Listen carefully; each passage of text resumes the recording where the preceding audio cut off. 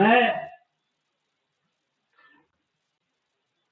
कुछ इस विषय से जाना चाहता हूं कि मैं जो भी कार्य करता हूं अपने दिल से और दिमाग से कम दिल से ज्यादा करता हूं। जैसे हमारे समीर दादा ने बोला है, बिल्कुल सही बोला है। मेरे मन में हमारे देश के प्रधानमंत्री जो आज देश का जो नाम विदेशों में ऊंचा करा है, उनके लिए बहुत ज्यादा मेरे दिल में सम्मान है। मेरा एक दूसरा परिचय है, मैं कुछ जो बात सच होता है उसको कहीं पे बोलने के लिए मैं कभी भी चुपता नहीं हूं। मैं किसी के सामने झुकता नहीं हूं। जो सच होता है उसको कभी समझ किसी के सामने बोलने के लिए डरता नहीं हूं। मैं आज इस मंच को संबोधन करने के लिए थोड़ा वक्त लेता था, लेकिन मैं इस मंच को इसीलिए मैं थोड़ा पहले ले लिया हूं क्योंकि मैं आज ज्वाइंट एक्शन फोरम या फिर हमारे जितने भी बच्चों के भविष्य के लिए हितैषी यहाँ पे बैठे हैं, जो वक्ता बैठे हैं, मैं उस मंच के जरिए एक बात कहना चाहूंगा कि आज अंडमान में जो मुद्दा चल रहा है बच्चों का, वो बच्चों का मुद्दा है। आज अंडमान में जो एक अंडमान बंद का साथ दे करके पूरा अंडमान की जितने भी जनता जनार्दन है, जिन्होंने अपना सहमति दिया है, वो इसलिए सहमति दिया है कि वो अंडमान के भविष्य की बात है। मैं मंच में बैठे सभी वक्ता को मैं रिक्वेस्ट करना चाहूंगा कि एक मंच कोई पॉलिटिकल मंच नहीं है। इसमें कौन खराब है कौन अच्छा है इसका हम लोग गुणगान ना करें, किसी का बुराई ना करें। मैं इस मंच में जितने भी हमारे सीनियर लीडर्स है, जितने भी हमारे बच्चों के हित में बात कर रहे हैं, मैं सबसे निवेदन करूंगा कि किसी ना किसी का पार्टीगत, किसी ना किसी का व्यक्तिगत परिचय हो सकता है, मजबूर हो सकता है, वो उनका व्यक्तिगत परिचय उनका रहने दीजिए। हमको इस विषय में पूरे joint action forum Andaman Nicobar का मैं समर्थन में हूं, इसलिए क्योंकि आज अंडमान के भविष्य की बात आती है। अगर आप किसी बीजेपी नेता का, किसी कांग्रेस नेता का, किसी सीपीएम नेता का अगर बुराई करेंगे मंच में, तो मैं आशा करता हूं जो बच्चे आज रोड में बैठे हैं, जो ना बीजेपी का है, ना कांग्रेस का है, ना सीपीएम का है, वो बच्चा अंडमान का है, उस बच्चों में आप लोग फूट डालो नीति अपनाओगे। आज अंडमान के जो बच्चे बैठे हैं उनको राजनीतिकरण से कोई मतलब नहीं है। आज अंडमान के जो बच्चे बैठे हैं, एक बच्चे दो बच्चे नहीं, 6,000 जो बच्चे बैठे हैं वो हमसे ज्यादा पढ़े लिखे हैं, हमसे ज्यादा इंटेलेक्चुअल है। आज हमको इस बात में फोकस करना होगा कि अंडमान के जनता को एकत्रित कैसे करें, एकजुट कैसे करें। आज इस मंच में अगर हम किसी का बुराई करेंगे, एकजुट ना होकर के हम बिखर जाएंगे, और किस तरह से बिखर रहे हैं उसका भीड़ आपको बता रहे हैं अंडमान बंद होने के बाद में। मैं क्षमा चाहूंगा अगर मेरा इस तीखा बात किसी को खराब लगे, लेकिन मैं सच अपने दिल से बताना चाहूंगा कि अंडमान का फ्यूचर, अंडमान का भविष्य खतरा में है। इसीलिए हम इस मंच को राजनीतिक का रूप ना दे करके एकजुट का मंच बनाएंगे, तो आशा करता हूं आने वाला दिन जो चेयर आपके यहाँ पे खाली दिख रहा है, वो चेयर से ज्यादा चेयर आपको लेने की जरूरत पड़ेगी। भाई और बहनों, आज अंडमान के पूरे जनताओं के लिए चिंतन की विषय है। आज मैं कुछ विषय आपके सामने रखना चाहूंगा, खास करके नॉर्थ एंड मिडिल अंडमान के लिए। आज हमारे अंडमान निकोबार के एडमिनिस्ट्रेशन, देखिए राजनीतिकरण हम जरूर करेंगे, हम बीजेपी कांग्रेस सीपीएम जरूर करेंगे। समय आने दीजिए, पंचायत इलेक्शन आने दीजिए, मेंबर ऑफ पार्लियामेंट इलेक्शन आने दीजिए, उसके बाद हम करेंगे। लेकिन आज विषय है, चाहे सरकार किसी का भी हो, चाहे पार्टी किसी का भी हो, वो जनता के हित के लिए ही काम करने की कोशिश करता है। अगर घर का मुखिया अच्छा हो तो ये जरूरी नहीं कि घर का बच्चा भी सही हो। तो आज हमारा अंडमान निकोबार का हालत भी इसी तरह हुआ है। आज देश के प्रधानमंत्री, यशस्वी प्रधानमंत्री नरेंद्र मोदी जी पूरे देश के लिए, पूरे विश्व में अपना नाम रोशन कर रहे हैं, अपना अंडमान, अपने देश का।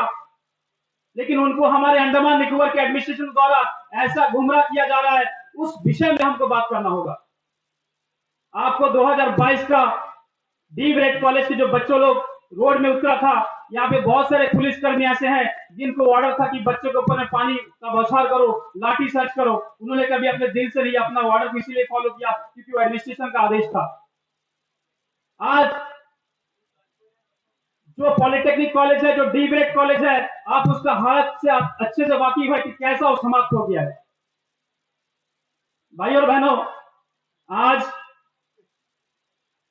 अंडमान निकोबार के एडमिनिस्ट्रेशन ने जितने भी अंडमान के कॉलेज है उस कॉलेज को लेकर के हमारे देश के प्रधानमंत्री जब यहाँ पे 75वां सालगिरह हमारे नेताजी सुभाष चंद्र बोस के 75 ईयर सेलिब्रेशन करने आए थे, इस तरह से उनको गुमराह किया गया है, उनका सेंटिमेंट से खेला गया है कि एडमिनिस्ट्रेशन के कारण, इनके गलती के कारण कुछ चुने हुए लोगों को स्वार्थ देने के लिए हमारे देश के प्रधानमंत्री को ऐसा गुमराह किया गया है, जिसके फलस्वरूप आज अंडमान निकोबार के सारे बच्चे रोड में बैठे हैं।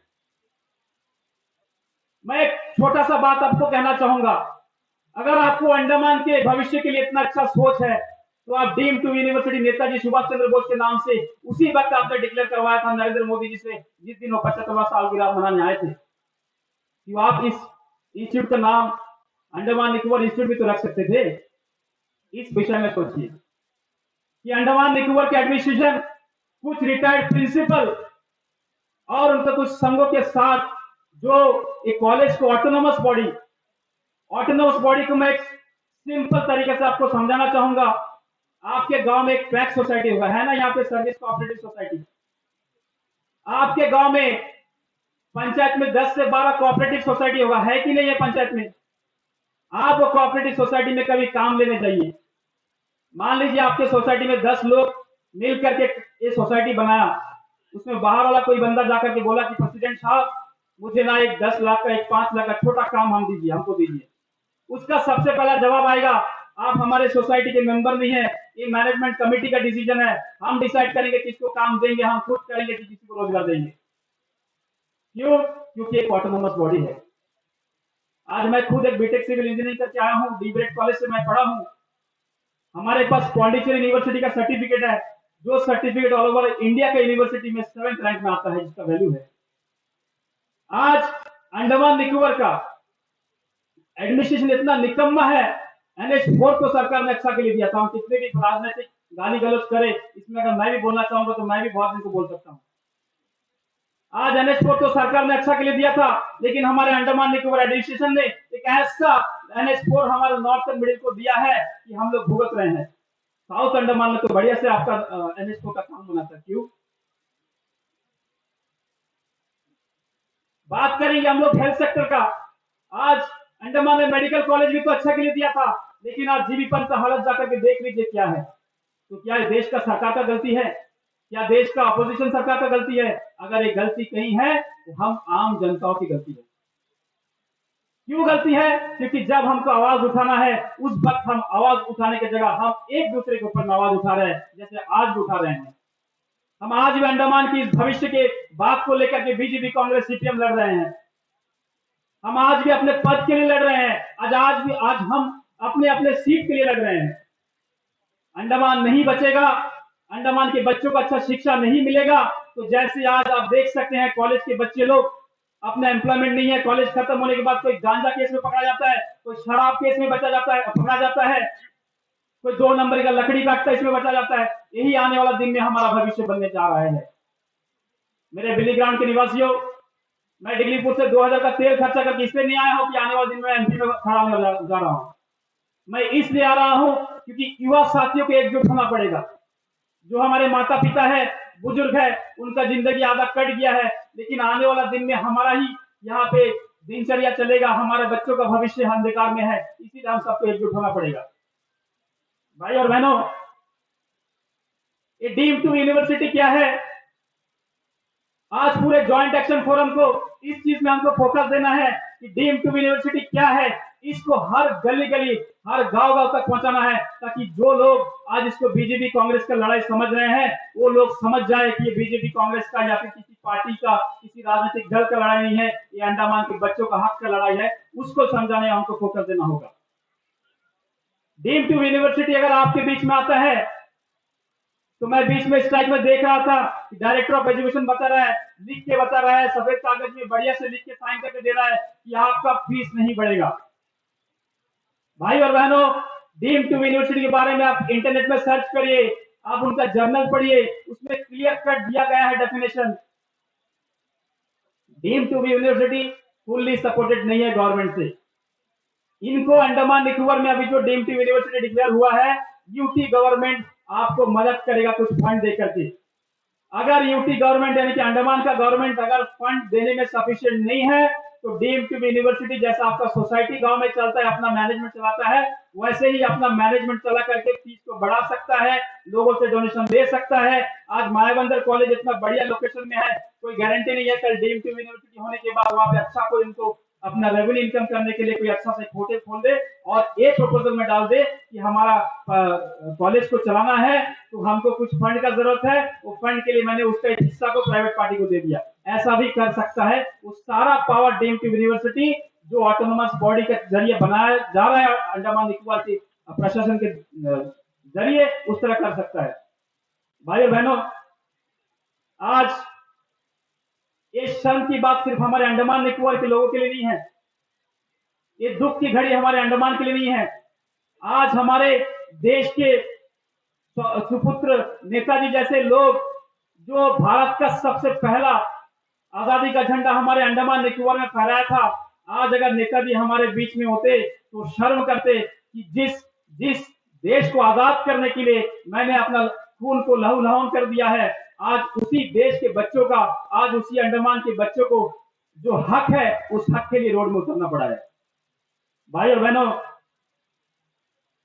आज मैं बहुत खुश किस्मत महसूस कर रहा हूं खुद को कि मैं भारत देश जब गुलामी से जूझ रहा था, जब भारत देश ब्रिटिश शासन में जुल्म उठा रहा था, तब मैं पैदा नहीं हुआ, तब मैं अपने भारत माता के लिए कुछ नहीं कर पाया था। लेकिन आज मैं गर्व के साथ कह सकता हूं कि आज अंडमान का भविष्य को बचाने का जो लड़ाई है, मैं उसमें अपना पद हो, अपना जीवन हो, जो भी त्याग करना मैं जरूर करूंगा, लेकिन मैं अंडमान के बच्चों के साथ तब तक नहीं छोड़ूंगा जब तक उनका डिमांड पूरा ना हो। आज नेताजी सुभाष चंद्र बोस के नाम से जो हमारे अंडमान निकोबार एडमिनिस्ट्रेशन दिल्ली सरकार को गुमराह किया है, उसके खिलाफ हम सबको एकजुट होकर आवाज उठाना पड़ेगा। उसके खिलाफ अगर एकजुट होकर आवाज नहीं उठाएंगे, आज हम जितने भी बंगाली एरिया में हैं, जितने भी अंडमान निकोबार में सुपारी बागीचा का जो गर्व कर रहे हैं, जिसमें हम अपना घमंड दिखा रहे हैं, याद रखिए वो दिन दूर नहीं है, कितना दिन आपका सुपारी का फल फलेगा। कोई बड़ा सा नेचुरल क्लाइमेट आ गया तो वो पैसा खत्म हो जाएगा। आपका पंचायत में रोड नहीं बनता है, सरकार पैसा देगा, आप रोड बना सकता है। पानी का सुविधा नहीं, आप ला सकते हैं पैसा से, लेकिन समाज में अगर शिक्षा व्यवस्था का शिक्षा सही नहीं रहेगा, उसको आप कितना भी पैसा खर्चा करो, आप वापस नहीं ला सकते। अंडमान निकोबार में हम किसी को डीम्ड यूनिवर्सिटी की जरूरत नहीं है। मैं युवा भाई से आह्वान करना चाहूंगा कि आज अंडमान के जो हमारे छोटे छोटे भाई लोग आज रोड में उतरे हैं, उनका समर्थन के लिए आप अपना व्यक्तिगत स्वार्थ को छोड़ करके, अपना पार्टीगत पॉलिटिक्स को छोड़ करके, अपनी जात पात की लड़ाई को छोड़ करके एक मंच पर आए, एकजुट होकर आए, ताकि अंडमान के बच्चों का जो डिमांड है, या फिर सेंट्रल यूनिवर्सिटी हो या फिर जो सिस्टम चल रहा है उसी सिस्टम को कंटिन्यू रखे।